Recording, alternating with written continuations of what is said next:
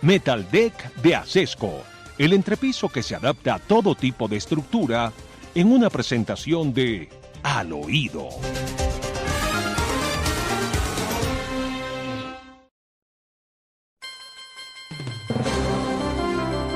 Recuerden participar en nuestro sondeo del día a través de YouTube. Ahí está. ¿Cree usted que Gustavo Petro decretará una consulta popular sin pasar por el Senado de la República? Pues esto está mayoritariamente creyendo que Petro va a violar el Estado de Derecho y va a decretarlo sin necesidad del concepto previo que debe tener el Senado de la República sobre el asunto. El 80% ha dicho que sí, firmaría ese decreto. El 20% dice que no lo haría.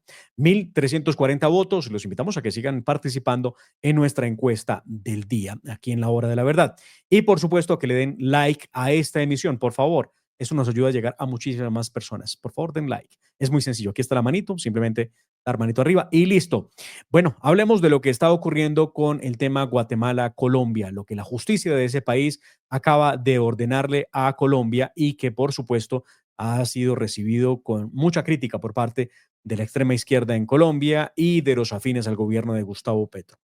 Recuerden que ayer, 2 de junio, se conoció de esa orden de captura que emana la justicia de Guatemala en contra de la fiscal general de la Nación en Colombia, Luz Adriana Camargo, y en contra del exministro de Defensa de Gustavo Petro, Iván Velázquez, ambos por un caso de corrupción con Odebrecht. Recuerden que también tocó a Guatemala este proceso. Se quedaron sin una carretera, se quedaron sin un acuerdo, sin una reparación, y esa es la molestia y esa es la investigación de fondo de la justicia guatemalteca. Esto fue lo que dijo el fiscal Currochiche, que es el que está al frente de esta investigación en contra de Velázquez y de Luz Adriana Camargo. En el caso Odebrecht, la Sala Tercera de la Corte de Apelaciones del Ramo Penal de Guatemala, a solicitud de la Fiscalía Especial contra la Impunidad, ordenó la captura del excomisionado de la Comisión Internacional contra la Impunidad en Guatemala, CICIG, Iván Velázquez Gómez, y de Luz Adriana Camargo Garzón, fiscal general de Colombia, por los delitos de asociación ilícita, obstrucción de justicia, tráfico de influencias y colusión.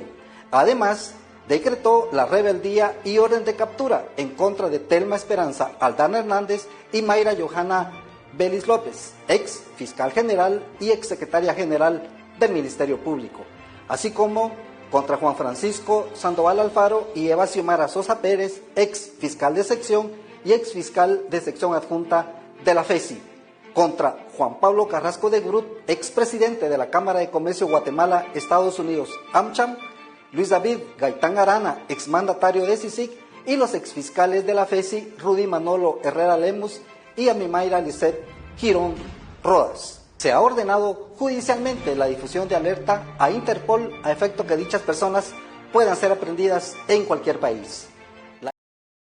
Esa es la situación en estos momentos, que no es fácil para Colombia. Y hay desarrollo sobre esta noticia, porque entonces el señor Velázquez, el ex ministro de Defensa de Gustavo Petro, se ha pronunciado y ha hablado de esta situación. Iván Velázquez escribió esto hace unas horas, precisamente ante la noticia, donde duramente ataca al sistema de justicia guatemalteco por esta decisión. Pero además salió la Cancillería de Colombia a solidarizarse con Iván Velázquez y con Luz Adriana Camargo mediante este comunicado de prensa que ustedes tienen aquí en pantalla. Dice, entre otras cosas, esta medida no solo representa una grave desviación de los estándares de derecho internacional, sino que también vulnera los derechos humanos fundamentales. La utilización de mecanismos de cooperación judicial internacional exige una base probatoria sólida y procedimientos transparentes y condiciones que claramente no se cumplen en este caso. Ha dicho también la canciller Laura Sarabia a través de este comunicado: ante esta situación hemos activado los canales diplomáticos correspondientes para manifestar formalmente nuestro rechazo ante las autoridades guatemaltecas. De este asunto, recuerden, mañana hablaremos con uno de los protagonistas de la noticia desde Guatemala. Mañana estará con nosotros, 6:20 de la mañana, Raúl Falla, uno de los abogados, uno de los hombres más enterados de este proceso, quien explicará a fondo qué fue lo que ocurrió con Iván Velázquez y por qué estas acusaciones con el tema de Odebrecht y cuál era el papel de Luz Adriana Camargo, hoy fiscal general de la Nación en Colombia, en el caso Guatemala. En las últimas horas, y se ha conocido por los canales diplomáticos, que hay un rechazo por parte del gobierno guatemalteco. Eso es lo que se ha conocido. Hay un comunicado del gobierno de Guatemala donde dice lo siguiente, enfáticamente, las órdenes de captura giradas contra el embajador colombiano Iván Velázquez Gómez, excomisionado de la Comisión Internacional contra la Impunidad de Guatemala, CICIG, y la fiscal general de la República de Colombia, Luz Adriana Camargo, es como lo rechaza. Dice, entre otras cosas, el país eh, respecto a esta orden de captura, pues que no es de buen recibo, lo critican. Recuerdan ustedes que el presidente de Guatemala, un hombre medianamente cercano a Gustavo Petro, razón por la cual pues tendrían para rechazar esta orden de captura. En un comunicado que les estoy mencionando, dicen que se vulneran el acuerdo entre la Organización de Naciones Unidas y el gobierno de Guatemala relativo con el establecimiento de la CICIG, parte de este rechazo. También habrá que decirlo, este no es el único escándalo que ahora mismo enfrenta Colombia, ¿no? Ya veremos qué ocurre porque hay órdenes de captura, es lo que ha dicho el fiscal Curruchiche precisamente en el video que ustedes acaban de ver. Y esa orden de captura tendría que ser materializada por la misma fiscal Luz Adriana Camargo, que veríamos, tendría que nombrar a un fiscal ad hoc para que determine si acepta o no esa orden de cooperación internacional judicial. Ya veremos. Igual, hay separación de poderes en Guatemala, ¿no? Y por lo mismo, la justicia no hace lo que el presidente le dicta, sino que hace lo que corresponde. Como debería ocurrir en Colombia, la justicia no debe estar a nombre del presidente de turno, sino a nombre de la misma justicia que debe operar. Ya veremos qué ocurre en ese caso. Pero vamos a cambiar el tercio, porque los escándalos en Colombia no paran. Y esta vez tiene que ver nada más y nada menos que con lo que está ocurriendo a nivel del famoso escándalo de la unidad de gestión del riesgo en Colombia. Mañana también conversaremos con un actor principal en una serie de procesos en contra de Luz Adriana Camargo, la fiscal general, pues se conocieron detalles de una mentira que salió a la luz después de una respuesta que le entregó la fiscal a la red de veedurías ciudadanas. Resulta que a ella se le había recusado por considerar que existen unos claros impedimentos para que pudiera conocer de los detalles de negociación con Sandra Ortiz, la exconsejera para las regiones de Gustavo Petro, que recuerden, ha afirmado haber llevado plata de unidad de gestión del riesgo, haber organizado contratos para entregarlos en el Congreso de la República a los que hoy se encuentran presos, que son Andrés Calle, expresidente de la Cámara de Representantes, y Iván Name, el hombre que fue presidente del Senado de la República. Lo que logró encontrar la red de veedurías ciudadanas es que en otro documento efectivamente se estableció que la toma de decisiones respecto a las posibilidades de negociación que tenía la exconsejera del presidente de Gustavo Petro debían pasar por las manos de la doctora Luz Adriana Camargo, fiscal general, por lo que hay una mentirilla ahí en medio de todo esto. Lo cierto es que la red de veedurías ciudadanas ha puesto en conocimiento del país esta situación y por eso mañana hablaremos con ellos respecto de este hecho realmente pues insólito. ¿Cómo va a decir que no? Pero resulta que sí. Desde la Corte Suprema de Justicia se está planteando inclusive llamar a la doctora Luz Adriana Camargo para que se converse del tema para saber por qué avanza tan lento el proceso de investigación. Olmedo López, ustedes vieron la carta, yo quiero que veamos algunos de los apartes de esa carta, por favor, de Olmedo López, donde dice cosas como esta que son de la mayor gravedad. Lo hago movido por un profundo sentido de responsabilidad, pero también desde el lugar de preocupación, tristeza y dolorosa decepción al sentirme abandonado por la institucionalidad a la que decidí entregarle mi verdad. Tras la improbación del preacuerdo celebrado con la Fiscalía, no solo vi cómo se desmoronaba una esperanza jurídica, sino cómo se desvanecía el respaldo que como testigo colaborador esperaba recibir del ente acusador. ¿Por qué razón improbaron el acuerdo con Olmedo López? Ahora también dice lo siguiente, el que primero habló y hoy es el último en recibir justicia y el que quiso silenciar la verdad ahora es premiado con beneficios. Y se pregunta cosas tan complejas como esta. ¿Qué pasará con los procesos en curso contra ministros, congresistas, directores de entidades y contratistas de élite si se desacredita o se desvaloriza el testimonio que lo sustentó? ¿Qué mensaje se transmite al país si quien se atrevió a hablar es silenciado en el proceso, mientras los grandes responsables avanzan hacia acuerdos más beneficiosos? Esto se lo pregunto a Olmedo López, que al igual que Sandra Ortiz, son los únicos que han hablado del tema, pero ¿qué pasa con otros personajes que están involucrados en esto? Por ejemplo, el caso de Luis Fernando Velasco, el exministro del Interior de Gustavo Petro, que entre otras cosas fue el encargado de llevar a ese cargo por cuenta de orden de Gustavo Petro a Olmedo López como director de la Unidad de Gestión de Riesgo. ¿Qué pasa con el exministro de Hacienda Bonilla? También está mencionado en todo esto, porque recuerden ustedes, María Alejandra Benavides fue funcionaria de Bonilla, pero a ella le ha pasado de todo y a Bonilla no le pasa nada. Ellos estaban o no enterados y según lo que ha dicho Olmedo López, sí. Lo mismo Sandra Ortiz, que dice que teme por su vida porque hay constantes amenazas, pero tampoco ocurre nada en ese caso. Esos son temas que esperamos que la Corte llame al juicio, al orden, a la señora fiscal para preguntar qué es lo que pasa, porque unos casos corren muy rápido y otros sencillamente no corren. El escandaloso caso del coronel Dávila. No sé si ustedes vieron al final de la semana, hubo nuevos eh, elementos que permitirían concluir que ha habido por lo menos 11 personas, funcionarios, que intentaron acceder a medicina legal a toda la investigación por el caso de la muerte del coronel Dávila. Nuevos hechos quedan manifiestos en el caso de la muerte del coronel Oscar Dávila, que era el coordinador de protección anticipada en la presidencia de la República, quien era el hombre clave en las chuzadas a Marel Bismesa, chuzadas ilegales, por supuesto, donde se hizo pasar a Marel Bismesa como si fuera miembro de una banda criminal para poderla interceptar.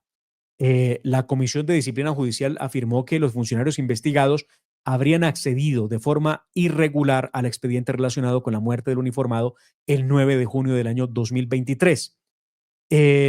Dice el expediente lo siguiente: un total de 23 funcionarios accedieron al caso, de los cuales solo 12 tenían competencia funcional para hacerlo, mientras que los 11 restantes, incluido un exfuncionario cuyo usuario seguía activo sin justificación, habrían ingresado sin autorización, en algunos casos por simple curiosidad. Esto es muy grave porque aquí lo que se sigue debatiendo es si efectivamente el coronel se suicidó o si hubo algo más que hubiera provocado un homicidio alrededor de todo esto. Es tremendo escándalo. Recuerden que todo esto se desató después de conocerse que había unas maletas con dinero en la casa de Laura Sarabia. No se sabe exactamente cuántas maletas. Hay versiones que hablan de 3, hay versiones que hablan de 6, pero lo que nunca se pudo establecer, inclusive en las mismas versiones de Laura Sarabia, era cuánto dinero había en esas maletas y por qué razón y quién se apropió del dinero que había en esa casa.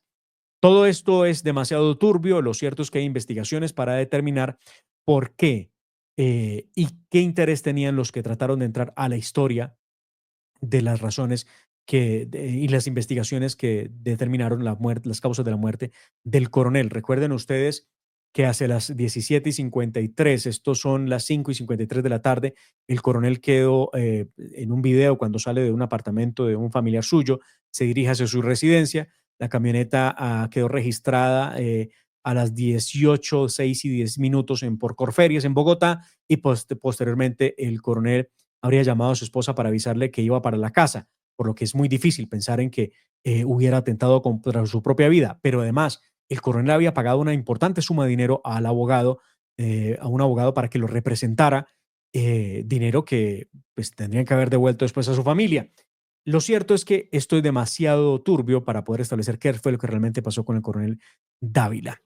Y también habrá que decirlo, después de tantas horas perdido el presidente de la República, Gustavo Petro, apareció.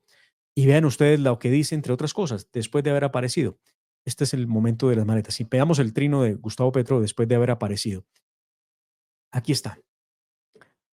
Pareciera un ataque de celos, una búsqueda irracional de los minutos que respiro o no respiro, silenciarse digitalmente es una medida de autoprotección, dice Gustavo Petro. Se pierde a uno de los asesinos. No es paranoia, es prevención. Bajo celos se busca desesperadamente sin necesidad y con ignorancia. Llevo muchas décadas defendiendo mi vida con éxito. Mis métodos sirven y no son contables, aprendizajes del pasado. Se supone o se referirá a Gustavo Petro a vivir en la clandestinidad, seguramente. Tuve información de un ataque del día de la COP16 en Cali. Simplemente utilicé cosas del pasado para eludir el ataque y las usé ese día con éxito. Hago siempre y lo mismo cuando el peligro acecha. Es lo que ha dicho Gustavo Petro, tratando de justificar sus casi 60 horas perdido en las que no salió a ninguna parte para poder decir dónde andaba o qué estaba haciendo. De esta forma terminamos este Al Oído Express con ustedes en la hora de la verdad. Por favor, mañana pendientes. Hablaremos directamente desde Guatemala con personas que han estado cerca del proceso en contra de Iván Velázquez Gómez y en contra de Luz Adriana Camargo, ambos señalados por la justicia de ese país por estar incursos en el proceso Odebrecht y por estar en negociaciones que no fueron aprobadas por la justicia de ese país y que violaría todo principio de derecho internacional. También conversaremos, por supuesto, con la red de veedurías ciudadanas sobre el caso de Luz Adriana Camargo y los preacuerdos con Sandra Ortiz. ¿Tenía o no tenía que ver la actual fiscal en esos procesos o se había declarado impedida para hacerlo? Pues lo conversaremos mañana también. Así que no se pierdan nuestro programa mañana. Va a estar buenísimo con ambas entrevistas. A todos ustedes, que Dios los bendiga en esta semana muy corta que tenemos, llenos de noticias, llenos de información. Esta es la hora de la verdad, bajo la dirección del doctor Fernando Londoño Hoyos y con el control y asistencia de Quique Sánchez. A todos ustedes, muchas gracias. Que Dios los bendiga. La familia Ramírez duerme tranquila porque su techo está bien hecho. Bien hecho como las cubiertas Acesco. Por su doble capa protectora, son ultra resistentes a la corrosión y al paso del tiempo. Para que tu techo quede bien hecho, exige calidad Acesco. La señal en vivo de la hora de la verdad se puede sintonizar en sus dispositivos móviles a través de la aplicación TuneIn, también a través de Facebook Live y YouTube. Nos encuentran como la hora de la verdad. Sonido de alta calidad para que no se pierda ni un solo minuto de nuestro programa. Somos la hora de la verdad. Dirige Fernando Londoño Hoyos.